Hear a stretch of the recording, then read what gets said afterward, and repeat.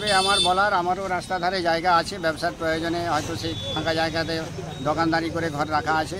তবে এটা প্রশাসনের কাছে যেটা আমার ব্যক্তিগতভাবে বলার, এটা 1 মাস নয়, এটাকে দীর্ঘায়িত সময় দিতে হবে।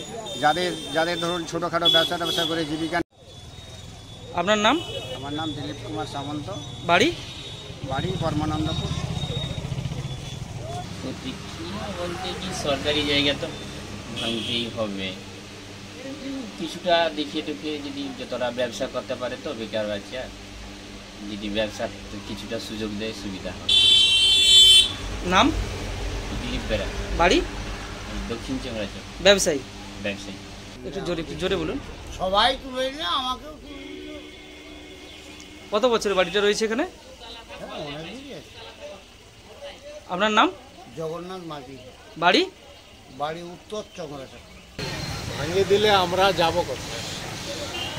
এবারে বলছেন, এবার ঠিক যেমন মানে সবাই যেমন করবে তেমন করতে হবে। আপনার নাম? রবীন্দ্রনাথ। বাড়ি? হাটদুয়ার। তখন আমরা ব্যবসা করি, বাড়ি হাটদুয়ার। সবার ভাঙতে হবে, তো আমি মরে তা তো বললে হবে না। সবাই যদি রাস্তা পরিষ্কার হয় করতে হবে। আপনার নাম? বন্দনা মাঝি। বাড়ি? প্রমাণপুর। অন্নপূর্ণাতে ব্যবসা করি। আমরা গরিব লোক, তাহলে খাবো কি? এটা আমাদের জমি জায়গা নাই, খাবো কি? ব্যবসায়িক জায়গা যদি ছিল, খাবোটা কি? আমার বাড়ি উত্তর চরাচর। একটা পরমানন্দপুর গ্রামে আমার ছোটোখাটো ব্যবসা আছে। আমি ছাতা সারাই, মেচিসে গ্যাস দিই, ওই তো টুকটাক ব্যবসা। তা যদি ভেঙে দিতে হয়, গ্যাস সকাল বিকালে এসে বসতাম, এই 30-50 টাকা 200 টাকা হতো। তা এখন যদি ভেঙে উঠে যেতে হয়, তাহলে আমরা কোথায় যাব? তো সরকারি নিয়মে সরকারি জায়গায় ছেড়ে দেওয়াটা উচিত।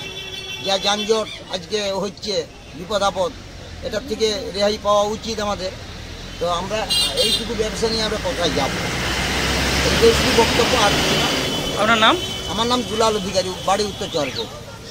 বিজ্ঞাপনের চমক নয়, আছে আগামী দিনের প্রতিশ্রুতি, মানে কর ফ্যাশন। ছেলেদের যাবতীয় নিত্য নতুন পোশাকের বিপুল সম্ভার নিয়ে নবরূপে সজ্জিত কর ফ্যাশন। বিশেষ করে মনে রাখবেন, আমাদের নতুন সংযোজন ছোট ছেলেদের পোশাকের বিপুল সম্ভার। আমাদের ঠিকানা ময়না রবিবারের বাজার। আমাদের আরেকটি শাখা বলাইপন্ডা বাজার, চৌরাস্তার দক্ষিণে, ময়না। মনের মতন পোশাক মানেই কর ফ্যাশন।